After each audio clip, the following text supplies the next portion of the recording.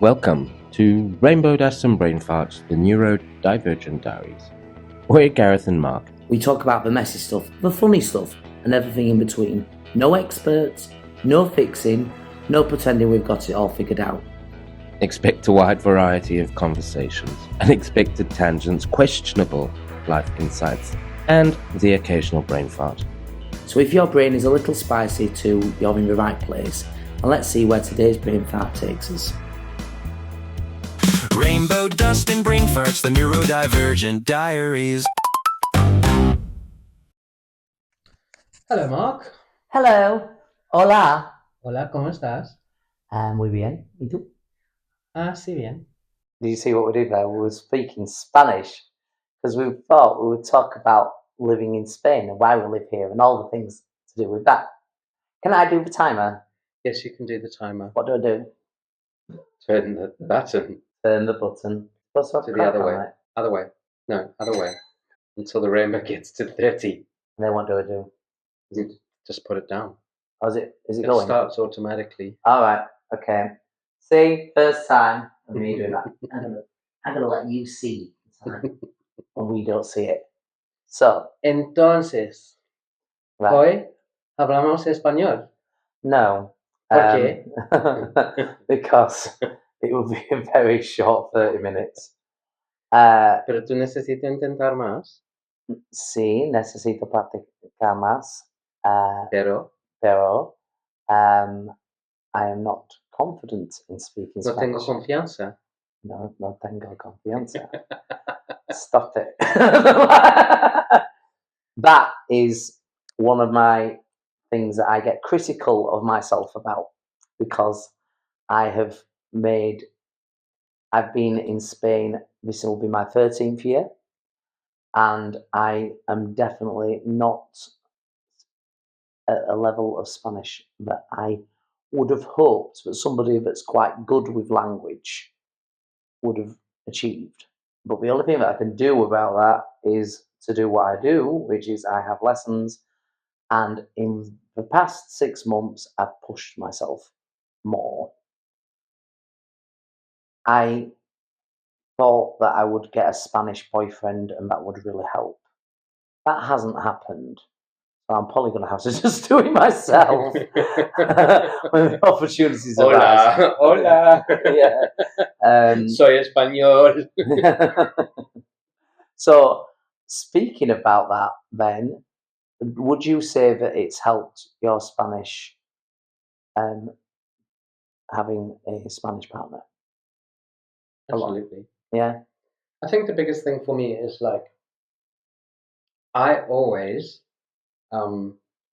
love to take the piss out of accents. I love different accents. I love accents. And when it comes to speaking Spanish, the biggest hurdle that I had to get past was I felt like I was taking the piss out of the accent.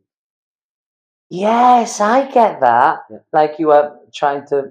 You are trying to be Spanish, Yeah, so then you needed to talk with a Spanish accent. yeah. Um, That is a real thing for me, Yeah. and I'm really glad that you said that because I'm just like I think I did take it. Yeah. I feel like I'm doing that, and I'm just like I'm not trying to. It's just like that's how I've been taught that it should sound, and I don't. Yeah. Well, I love that accidental early takeaway for me because I thought that was something that only I bothered about. and when I first moved to Spain, like when we opened the retreat, we were doing a lot of retreats. We were doing like 50 weeks of retreats a year. So I never had the time to go outside of the work environment. Yeah. And all of our clients, like 99% of our clients, are English speaking. Yeah, So I never had reason to learn Spanish. which is the situation that I'm in. And Yeah. at that point in time, I would work at the retreat, and then I would go home and work in the evening, and I almost like used not knowing Spanish as an excuse to not get out. I remember even when I used to go to the supermarket, I always used to make sure that I had big notes because when they said the numbers, I would be like, I don't know what you're talking about. Right. And one of my first experiences of Spanish was I kind of like learned a few Spanish words, and one of my favorite things to eat is chicken wings. So I learned what I thought was chicken wings in Spanish.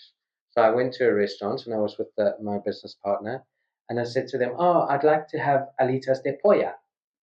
And the guy laughed at me and he's like, "What?" So I said, "Yeah, I'd like to have alitas de polla." And I was like really proud of myself. And I was like, "Yeah, this is my Spanish." And he looked at me and he started laughing, and I couldn't understand why. And then, there's a slight difference between polla and pollo. Pollo is chicken, polla is a sexual organ. So I was going there and I was asking this guy, for dick wings, basically. And then I was so, and then I was like so embarrassed. So I thought, well, I'm just going to use another word that I think is Spanish. And I said to him, well, lo siento, estoy embarazado. Because I thought that you said you were pregnant. Embarazado is pregnant. Yeah. So this was my from the dick wings. My trying to speak Spanish created this really negative feeling, and then I'm like, well, I don't know enough Spanish to do anything, so I just carried on working, and then I started using Duolingo, like everyone does, but I just couldn't be asked. I hit a streak of a lot of days, and then when I broke my streak, it was dead to me, which is a whole other thing that I've had that with another app that I use. I was using it all the time, and then as soon as I lost my streak, that's a mind thing that I know that I do, that I need to challenge a little bit. But I'm just like, well, just start it again then. Instead of being like, oh, it's over. You tried it, you failed. I think there's a lot in this, really, because there's a lot of not wanting to be judged. I would view myself as somebody that's always got a lot to say, and I hate how stinted I feel by my lack of grip on the language. So I feel like I am shy when I'm not shy, because I haven't got the words know-how to articulate. I'm now at a stage where I know a lot of words now, and I do quite well at reading Spanish, because I know enough words that contextually I can sort of suss out what it is. But breaking through to sort of speaking more, I'm confident in a cafe restaurant situation. I can always ask for what I want, and I can ask for things surrounding that, but pushing myself into proper conversation is daunting. Except when I maybe had a drink and then I feel like I'm fully fluent, which is, but that alitas de polla. yeah. No, I said what I said. I know what I'm saying. I want to see if you've got wings. But there's, I think, from the larger view of how I am viewed in these situations is I don't want to be viewed as an ignorant person that has moved to a country and not made the effort. And therefore, by not reaching a level of Spanish, I feel like that. And I don't want to be viewed that way. And so it becomes its own little headfuck cycle, which is something that it's useful for me to challenge. I love living in Spain. I'm gonna just say it. I don't like where I work, because it's not what I feel Spain is for me. So I work in Benidorm, and that is predominantly, if you don't know, like it's predominantly. It's like Britain, innit, bruv? Yeah, it really is. Like, and there's nothing wrong with that as such, but it's not what I live here for. I live here, but it affords me a standard of living where I can then try and enjoy the other parts of Spain. I love being able to be outside as much as we are able to be. That is something that is a massive benefit for living here. But there's other parts of the longer I've been here, there's other parts of the culture that I find comforting. And one of the things that I really love about Spain is the how traditional the Spanish are, and that it really is a cultural thing that I love the fact that I've lived here for 13 years and the fiestas tend to be the same things happen. And I had a massive contrast to view recently when I went to Valencia for the Spanish highest fair. I loved to see it. I took myself there by myself, and to see all the different generations all just out and taking part in like they always have done and like they always will. I think that that is something that is lacking in my own culture. I think that now even traditional holidays such as like Christmas or whatever have lost. It's not. It's very different. I can relate to that a lot. Yeah. Because I wanted to live in Spain because I wanted to live the Spanish way, if that makes sense. Yeah. But then when I started the retreat, I found that I was just working and not living the Spanish way. But because I had my own business, I had to keep going. And like the big change for me came when the world shut down during lockdown. Yeah. I live in quite a comparatively small village that is very traditionally Spanish. So, 99% of the people that live in Benissa are traditional Spanish and have lived there their whole lives, and there's hardly any English speaking people in the village. So when lockdown happened, not only was I stuck inside, but I felt so isolated. Yeah. Like I couldn't communicate with anybody. That's interesting. I know what you mean. So it was like I remember sitting there in my apartment, like sick as a dog with the virus. I'm like, oh my God, I've moved to Spain. I've been living here for however long I've been living here, and I'm not doing anything Spanish. So then what I did was like, okay, I'm going to make an effort to learn, not through Duolingo. I then started watching stuff that I had watched already and put the subtitles on in Spanish. Yeah.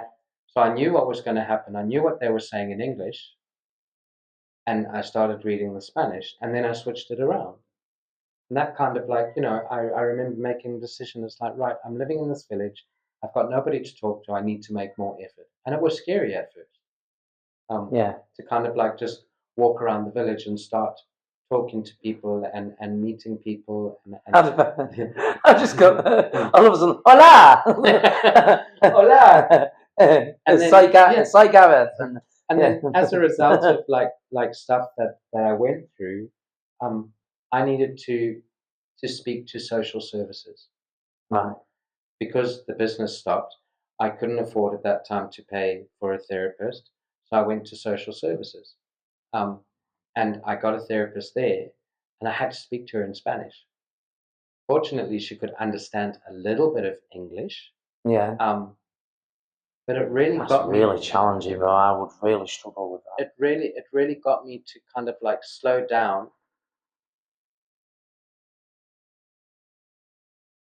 That was wind. Not personal wind. It really got me to slow down and start thinking of my words. And you gradually, you kind of like, the more you do it, the more you realize you pick up. And then, I met my partner online. you know, and when we first started talking, everything was online, so I could use Google Translate. And then when we met in person, you know, I couldn't speak very much Spanish still, conversational. Um, but he was, the word. Patient? Yes, that's the word, patient. You know, he was patient, and it's like, you know, you use your phone. You know, he can't speak any English. So it was really, really difficult at first. And then, you know, the one day he said to me, right, no more telephone. I was like, oh my God, how are we going to talk? And he said to me like two things that really, really helped me. He said, you've got to stop being afraid of making mistakes, because that's the only way you're going to learn. And you've got to stop trying to translate everything in your head. Yeah. Because sometimes you will understand something, you will translate it into English, and then you have it in English in your head and you try to translate it into Spanish. And then because you can't translate it into Spanish, you've told yourself you haven't understood. Yeah. You know, so those two things like really, really helped me. And it's like, yeah, I know that I still have a long way to go with my Spanish. But when I'm not working and when I'm not out in, you know, with my English friends like now, I hardly speak any English anymore. And it goes back to like what you were saying with the culture and all of that. Because of my partner, you know, he comes from a traditional Spanish family. He's one of 9 children. Right. Um, and I love how everything is so family orientated. Do you feel that it has exposed you to Spanish culture a lot more? Oh, absolutely. And are you glad of that? Yeah. That's why I came to Spain. It's something that I would really like, actually. There is something you know, there is something beautiful about like the Spanish culture. Like you say, it's so rich in tradition. There are a lot of traditions that they stick to. Yeah. You know, like for me, you know, Christmas is really different now. You know, Yeah. it's changed how Christmas is, because yeah, you do things on Christmas. You have like a family meal on Christmas Eve. There's no presents on Christmas. And then everything is all big around Three Kings. You know, Yeah. it's the same with Easter. It's the same with all, you know, all the different fiestas. It's just so, I don't know. The best word to describe it is it's so rich, Yeah. and there's so much to it. I've been able to observe that as an observer, Yeah. and it's always that sense of feeling. I got this a lot when I was in Valencia. I had this feeling of like I was I felt like an outsider looking in, and I liked what I could see, but I wasn't part of it. And it was quite it was a thought provoking feeling.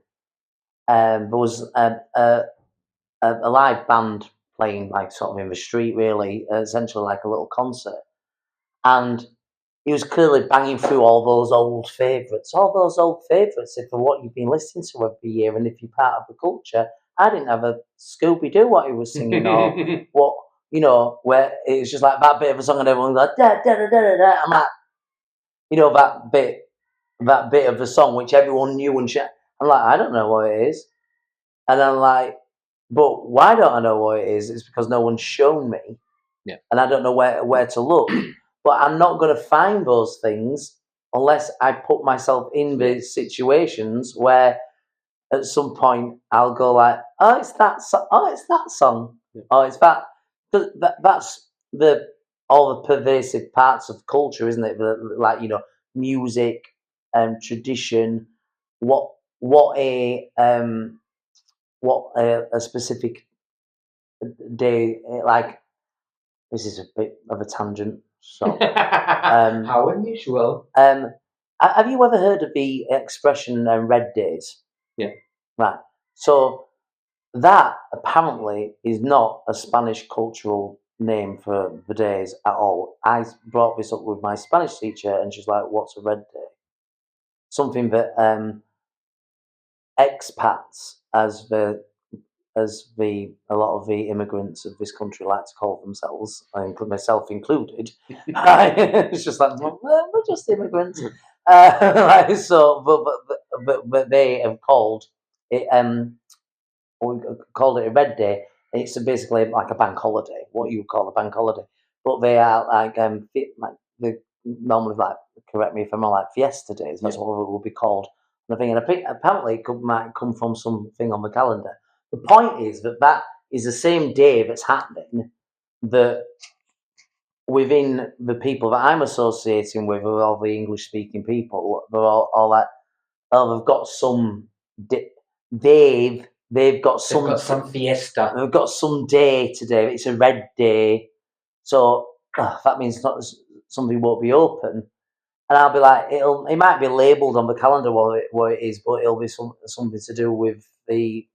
Yeah, because most of the time with the Spanish calendars, when you get your calendar, the fiesta days the numbers are red.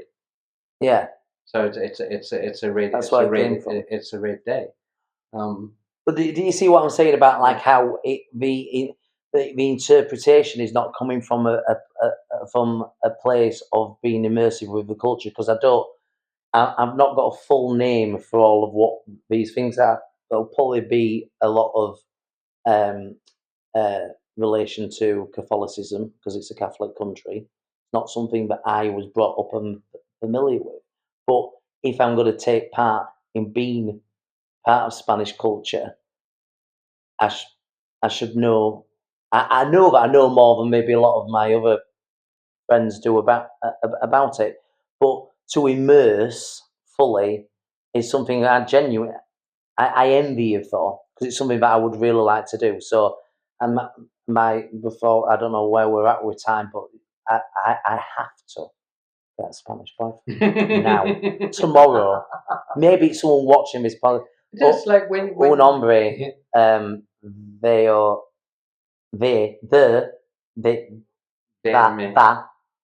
va este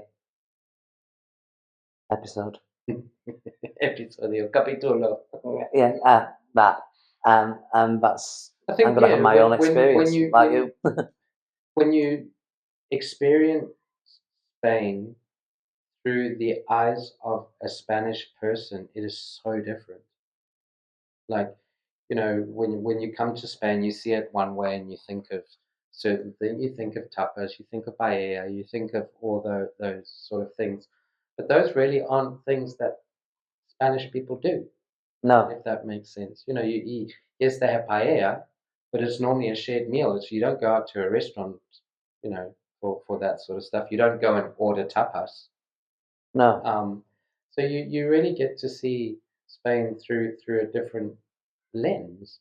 And when you immerse yourself in it and when you make the effort, Spanish people are so accommodating. They like it when you make the effort. Yeah, agreed. I've definitely found that to be the case. Whenever I try and engage in conversation, I always get well received. One thing that I've also seen, like the one day, the first time that Samuel took me to the city where he grew up, which is one of the pueblos just outside of Valencia, Torrente, and we were walking down, down the road. I kind of like looked around and I'm like, oh my God, this is so beautiful. Yeah. And he kind of like looked at me and was like, what do you mean beautiful? And I've helped him to kind of like see the purity of what it is, if that makes sense. He's like, well, I've never walked down this road and thought that it's beautiful. But now that you're looking at it, it's like, oh, I can see it. Yeah. So I'm really lucky that I have that Spanish education, that Spanish lifestyle. I still get overwhelmed. Yeah. Like when we go for a family meal and there's, 20 people all talking Spanish at the same time, I can like get overwhelmed. Yeah. But I'm not afraid of it anymore, if that makes sense. I'm not afraid to walk around the village. If I walk around the village, it's like hello, hello, little conversations here, little conversations there, because I guess there are so many people that come and go There are people that will live somewhere for a few years and then move on and whatever. That when sometimes in the smaller villages, when people see an outsider, it's like, well, they're not going to be here for long. Yeah. But then when you stick around and it's like, oh, this one's here to stay. They start making conversations and things like that. When we go to the dog park in the evening, it's like a social gathering now. Everybody knows everybody. The other night, was it last night? Yeah, last night when we were in the dog park, we were laughing and saying, well, we should start making like a series about the dog park, like a soap opera and that sort of thing. And everybody gets to know everybody. I think going back to, I just want to interject, if you can hear some strange noise, it's next door's parrot. I just thought I'd mention that. If you can hear some strange noise, I can't edit the parrot, it's just there. I'm just conscious about.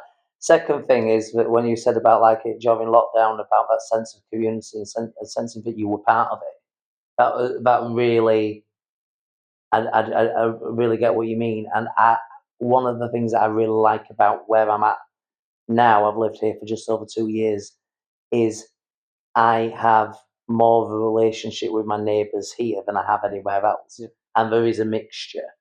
I have a mixture of, I've got some English neighbours, I've got some Norwegian neighbours, and I have, but more than half of them are Spanish.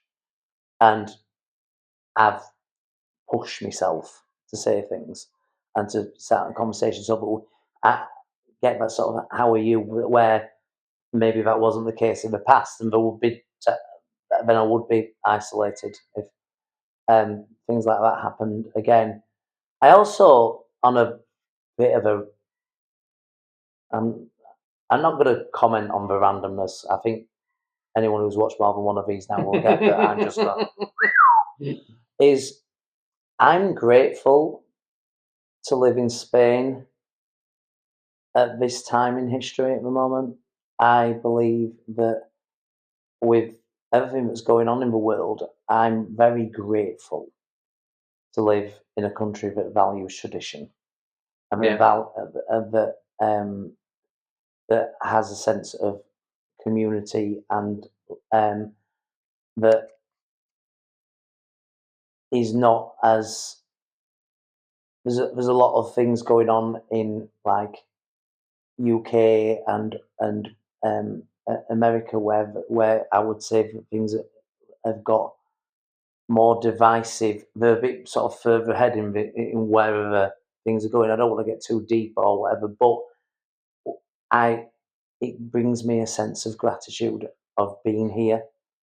I don't know if do you get what I mean by when I'm saying that? Oh, like absolutely. Like I still have moments where I kind of like have to pinch myself. Say, oh my God, I'm actually living in Spain. Yeah. I will go to. Does it feel like home to you? Oh yeah.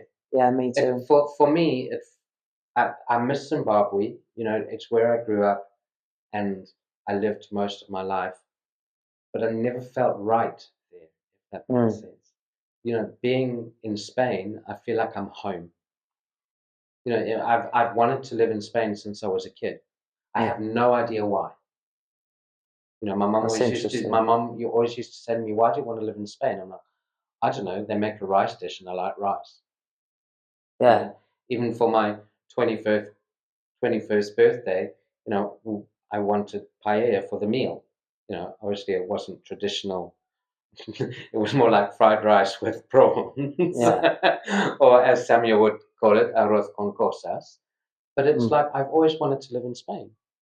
So when I had the opportunity to move to Spain, it was like, first of all, like, no, that's not for people like me. People like me don't get to live in foreign countries. So then when I got to Spain, I was like, wow, I'm living here. But I didn't embrace it at first. Whereas now that I've embraced it, it's like, okay, wow, I actually live here. And it's the longer I live here, the more I want to be here. Yeah. And I think I had a realization at one point, but like, do you know what? If I won the lottery, like people say, oh, well, if you won the lottery, you could. I'm like, I'd stay here. Oh, absolutely. Not maybe in this house, but I would. I would maybe, but I would stay. I even think maybe this part of Spain, although I am open to it. Another thing that I'd love to do is I'd love to go and explore Spain more. Oh my God. Get in a camper van and just The go. first holiday that Samuel and I took together, he wanted to take me around Spain, to some parts of Spain. So we went on like a road trip, and we went up to like Zaragoza and Santander and Bilbao and Cantabria. It's incredible. It is so beautiful, and it's so different. You know, you go to different parts of Spain, and it's so different. But at the root of it all, no matter where you go, is the culture and Yeah. it's the tradition. Mm. And that's what I love about it. Like, especially where we are, it's one of the oldest inhabited regions of Spain. You know, and you go to all the villages, but they have the old town, which is where you have the core of what the villages used to be like. Yeah. I mean, in Benissa we have our two cathedrals. Yeah. The big one, which is the Basilica, that was built at the beginning of the 1900s. But then up the top of the village, we still have the monastery where the Franciscan monks were, and that's been there since the 1600s. Gosh. You know, so you walk around these places and it's like, wow. Even one of my friends, that is one of my close friends that lives in Benissa, his granddad passed away a while ago. His granddad was 104 when he passed away, Goodness. and lived those 104 years in the same house that he is now living in and refurbishing. And it's like, wow, the house has been there for 100 years. Did you see how much I jumped when that alarm went off? Like, ah! Well, it's like, and someone is still living there. So it's like, you know, we get to live in this really beautiful part of the world. And like you say, sometimes we take for granted that we live here, but don't push ourselves to embrace the culture because of our fears. my takeaway from this, because that seems to be what we're doing now. My takeaway from this is what I've decided it's going to be, which is I need to get a Spanish boyfriend. And that is not, I know that's not the lesson of it. I know that the lesson is that I'm on the right lines, that I'm pushing myself further and to embrace more and to be inspired by how much you've embraced it. And that it's not just based on the fact that you get Spanish. That's not the only reason. Maybe the embracing of it might lead to that. That's another topic anyway. But yeah, interesting. I'm loving how much that parrot's just like going nuts in the background. So, thank you for joining us for this episode. We hope that you enjoyed Muchísimas it. gracias. Muchísimas gracias por compartir este tiempo con nosotros. Y nos vemos en la próxima capítulo. Adiós. Bye. Adios. Rainbow dust and brain farts, the Neurodivergent Diaries.